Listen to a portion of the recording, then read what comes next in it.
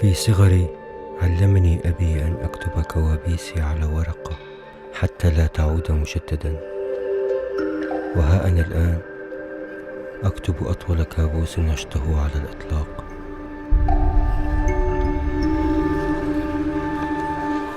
هذاك أسامة، هذا الرجل اليوم من ضربة أبراج أمريكا. قمت دعيت إلى الله سبحانه وتعالى: يا رب أسألك باسمك العظيم أن ترزقني طفل بالمناسبة.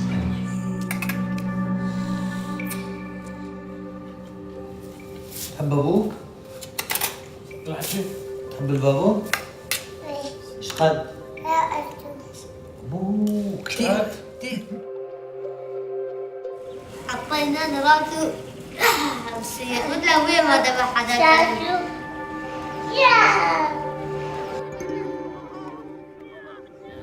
طيب إذا بكرة بايع النصرة ما بياخذوه؟ يعني أنا بدي زجه في المعارك. إذا النصرة ما زجته أنا بدي زجه. الله أكبر، الله أكبر، الله أكبر. ليش عم تبكي؟ راح تقعد البكي خالد.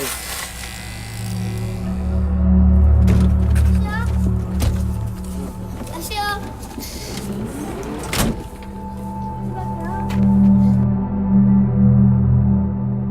شو ضحك لا تخاف.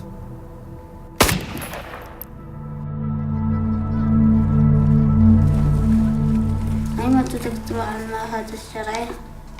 أي بدك تلحقني؟